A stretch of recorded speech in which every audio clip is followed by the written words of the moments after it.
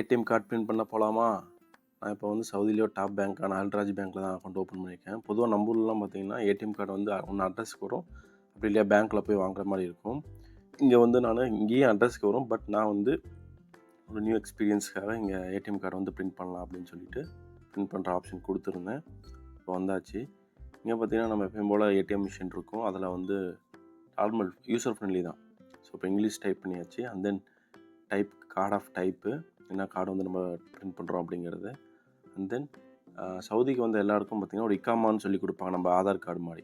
So அந்த இக்காமாவிலேருந்து அந்த number இருக்கும். ஸோ அந்த நம்பரை போடணும். அண்ட் தென் அந்த நம்பருக்கு லிங்க் பண்ணியிருக்கக்கூடிய ஓடிபி ஒன்று வரும், மொபைல் நம்பருக்கு ஒரு ஓடிபி ஒன்று வரும். தென் அதை என்ட்ரு பண்ண அப்புறம் நம்ம கார்டு வந்து என்ன நேமில் வேணும் அப்படிங்கிறது. ஸோ இவங்களே ஒரு 4 சஜஷன் கொடுத்துருப்பாங்க. நான் வந்து ஃபுல்லாக வெற்றிவேல் சவுந்தரராஜன் கொடுத்துட்டேன். இந்த நம்ம ஃபிங்கர் பிரிண்ட், யார் அக்கௌண்ட் ஹோல்டரோ அவங்களுடைய ஃபிங்கர் பிரிண்ட் வைக்கணும். ஸோ என்னோடய ப்ராசஸும் முடிஞ்சது. தென் ஃபைனல் சம்மரிக்கு வந்தது. அக்கௌண்ட் நம்பர், நேம் இது எல்லாமே கொடுத்தாச்சு. அண்ட் தென் ஒரு கொஞ்சம் ஃபியூ மினிட்ஸ் எடுக்கும். ஆல்மோஸ்ட் ஒரு 5 to 10 மினிட்ஸ் எடுத்தது என்னோடய கார்டு பிரிண்ட் பண்ணுறதுக்கு. இதில் வந்து ஈஸியாக வந்து பிரிண்ட் பண்ணிக்கலாம். நம்ம சப்போஸ் கார்டு தொலைஞ்சு போச்சு அப்படின்னாலும் நம்ம பேமெண்ட் பண்ணி அர்ஜென்ட்டாக எடுக்கிறதுனால எடுத்துக்கலாம். ஸோ இந்த கார்டு வந்து எனக்கு ஃபஸ்ட் டைம் இதனால் ஃப்ரீ தான், எடுத்தாச்சு.